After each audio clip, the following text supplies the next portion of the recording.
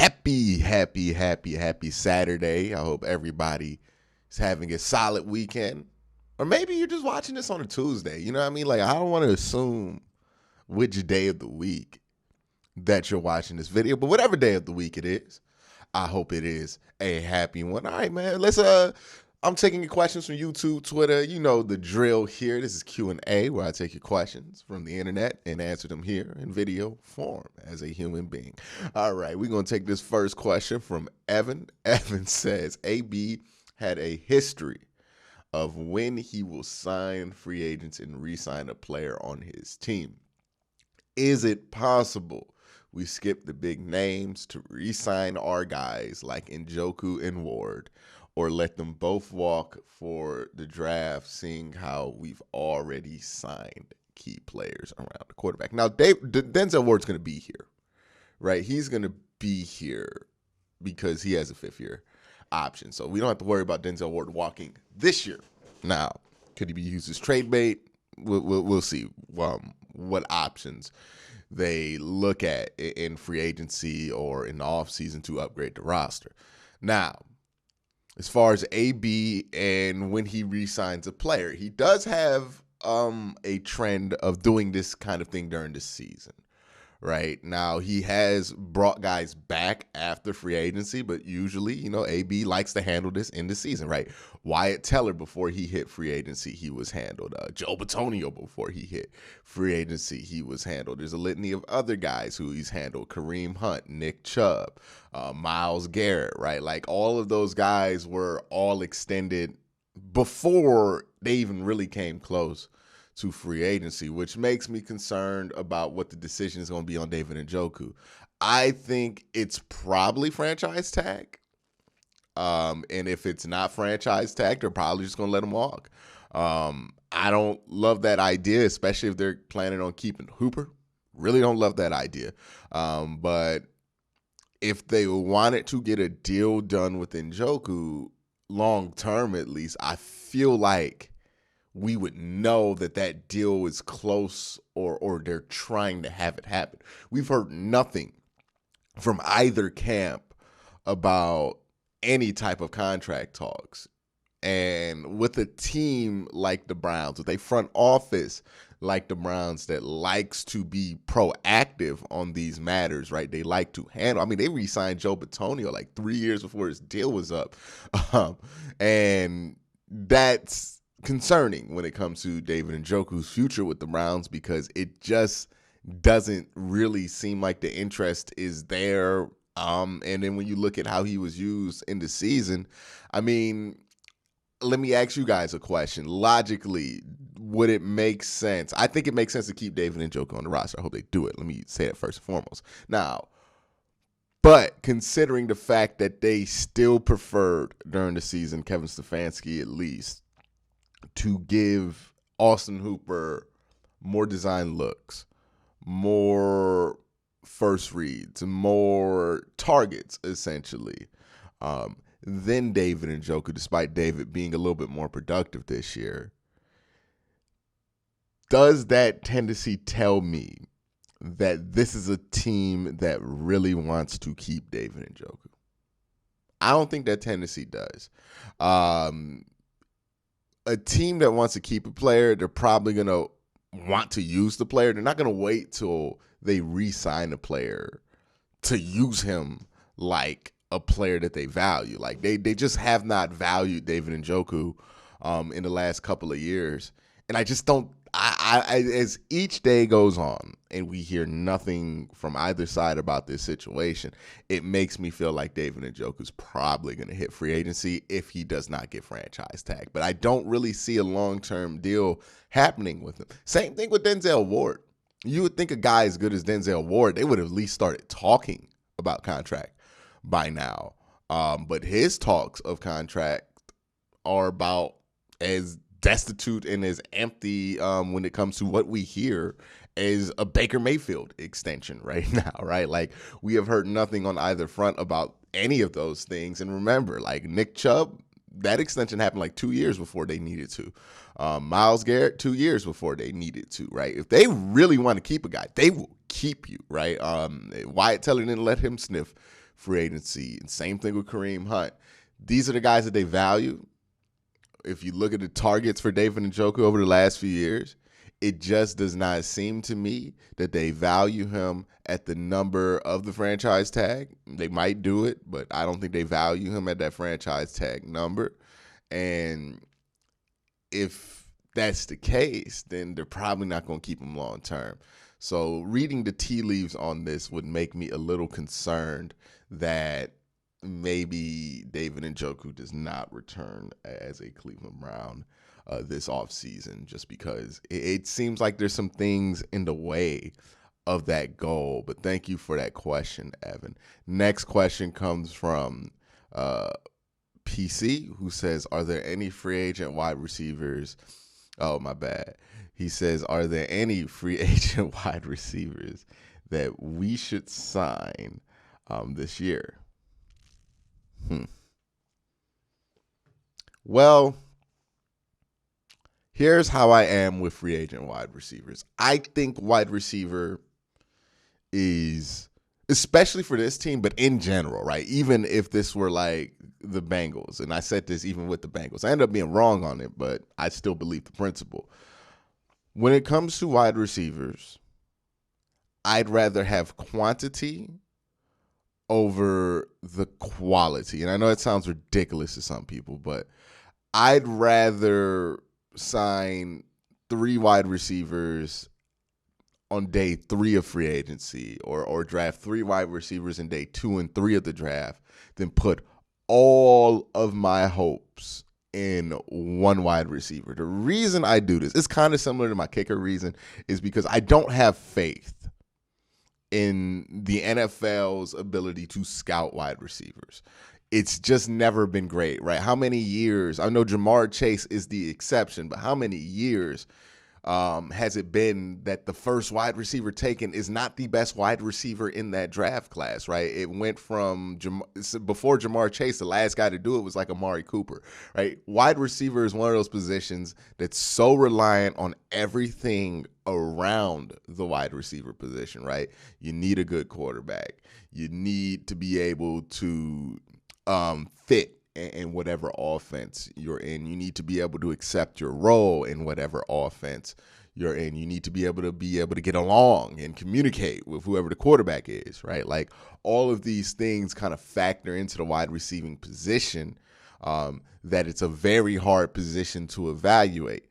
And when you have those positions that are hard to evaluate, I would prefer that you go with more shots at that position to hit than betting it all on one player. There are other positions where we can evaluate pretty easily, right? And it's pretty hard to miss on these evaluations.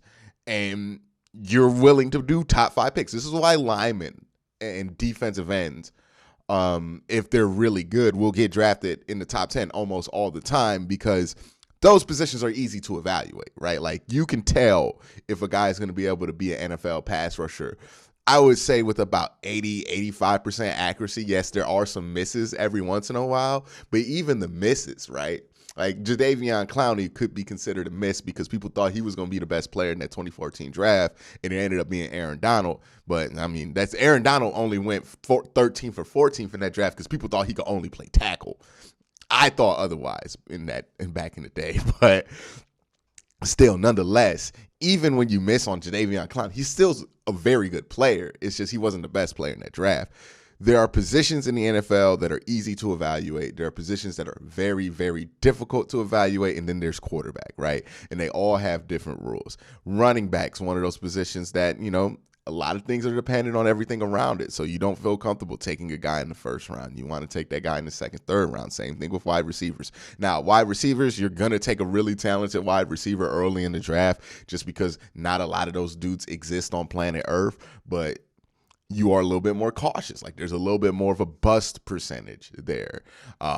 And then when it comes to free agency in wide receivers, back to the original question, I kind of circled around it. My apologies. When it comes to free agent wide receivers, it's even more of a gamble, right? Because one wide receiver might be able to get 1,000 yards here, but he might not be able to get 1,000 yards anywhere else, right? The big example of this is Terrell Pryor. had 1,000 yards on the 1-15 Cleveland Browns team, and then was like never a good receiver after that, right? It's so dependent on situation, right? This is my gripe with Allen Robinson. I know if you watch AFC North Talk, you know that I'm not the biggest Allen Robinson fan, but all of his production came from situations where he was the only option on offense. So a lot of his targets, a lot of his production was just because somebody had to get it, right? Wide receivers, and if you watch a lot of basketball, this might make sense, but wide receivers can get a lot of empty calories. Same thing with tight ends. You have to be careful of that, right? The numbers don't really tell the true story. You really have to watch these games with these wide receivers and know, are they getting effective yards or are they just getting empty calorie yards? Because sometimes wide receivers just get a ton of yards because somebody has to move the ball in the offense eventually, right? Even a bad one, right? It's why, wide receivers can sometimes be like the best player on a bad team in that kind of a situation. So I'm not a big fan of spending big money on wide receivers, right? I don't want to put $20 million into a wide receiver just because I feel like you can get good production with three guys that you pay $10 million combined for, in free agency. That's my kind of that's how I look at some evaluation with positions when it comes to the draft and when it comes to everything else, just because I think you need to factor in the human error element in it, right? Like that we're not very good at evaluating certain positions. This is why I'm like this with kicker, right? Where I don't want to draft a kicker because I feel like we're terrible at evaluating kickers. So it's not likely that your guess at who's going to be a good kicker is going to be the right one.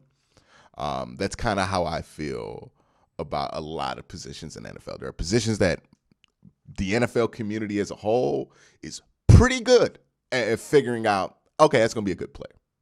There are other positions where they're not good at all. And then there's quarterback where everybody sucks at it, but you need one.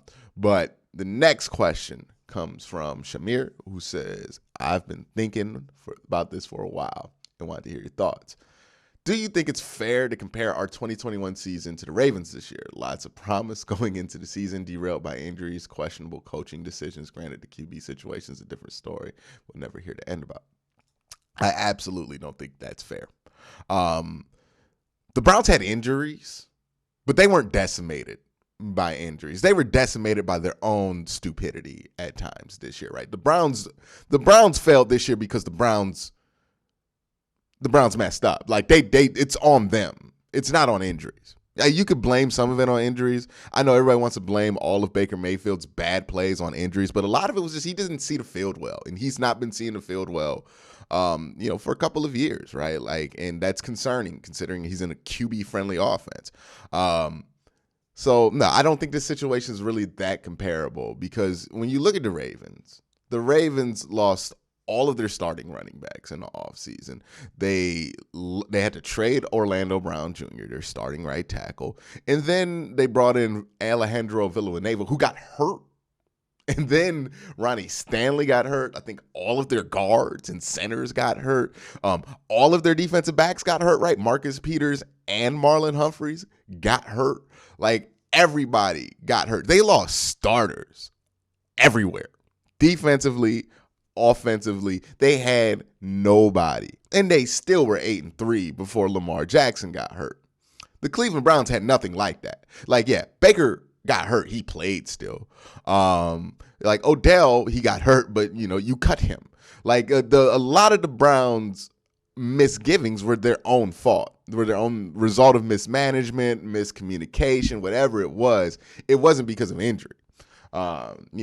Even with Baker Mayfield's mistakes, look, Baker could have mitigated a lot of the mistakes he made this year, and a lot of the stuff that he lost because he was injured if he just made better decisions, right? That's what the criticism with Baker Mayfield is. It's not that he didn't play lights out football with the torn labrum in his non-throwing shoulder. It's that he had that injury, he went out to play, and he still made terrible decisions that made it even worse, right? He did not mitigate what he lost from the injury with better decision-making. And that snowballed into what was the fourth worst quarterback play in the NFL. It's not a comparable situation. We had Nick Chubb for most of the year. We had Kareem Hunt for a couple of weeks, but that's more than the Ravens had J.K. Dobbins. Our offensive line wasn't healthy, but we had our interior. Like Baltimore didn't even have their interior at parts. And then their defense was decimated by injury. The Cleveland Browns defense was not decimated by injury. So, no, the Baltimore Ravens had it far, far worse when it came to injury this year. I think they had it worse than I've seen any team have it. I know the Titans had more injuries technically, but the Ravens had like critical injuries week after week after week. And again, they still were 8-3 and in first place when Lamar Jackson was healthy this year, before he got taken out for the rest of the year by like an ankle injury. But I just don't think these two situations are comparable. Look, the injury element of the Cleveland Browns is definitely a factor in why the season was a disappointment. But at this point, I think it's overblown. If you think this team went 8-9 solely because of injuries, I think that's a ridiculous proposition. I think this team went 8-9 because they underachieved, they were mismanaged at times, and they had horrible quarterback play. That's why the locker room wasn't right. The quarterback play was awful. And, nobody was willing to fix anything or committed to fixing anything at the end of the season after they cut Odell. So that's why the Browns sucked this year. It really wasn't. The injuries, it's a factor. It definitely played a role in all of that chaos, but it ain't the driving factor. It really wasn't. The next question comes from Caleb, who says, if you were the GM, how would you address the QB situation coming into this year? If it were me, I'd go for a cheap free agent route, add a bit of competition with Trubisky, probably being at the top of the list. Look, man, I would go into this being aggressive as I need to be, right? The Browns cannot continue to do half measures. At some point, you have to do a full measure, and what you're suggesting is a quarter measure. It's not even a half measure, right? Which is, let's get Trubisky, let's have him compete with Baker, and let's see what happens there. That's a consolation prize. If you can't do nothing else, you can do that, sure. But no, I would be aggressive, right? I would aggressively research who I think can be an upgrade at the quarterback position. Figure out what I'm willing to give up, figure out what those prices are. And look, here's the thing. Whenever we talk about the quarterback position and upgrading it, a lot of people default to, well, who can we upgrade to? Nobody wants to trade their quarterback. Yeah, right now, if you don't offer nothing, nobody wants to trade their quarterback. But if you offer enough, somebody's going to get rid of their quarterback, right? If you look at Minnesota, right, if you really wanted Kirk Cousins, now I've gone on record saying I'm not really for that idea. But if you wanted Kirk Cousins, I promise you can get Kirk Cousins, because the Minnesota Vikings are in cap trouble. They're not a very good team with Kirk Cousins.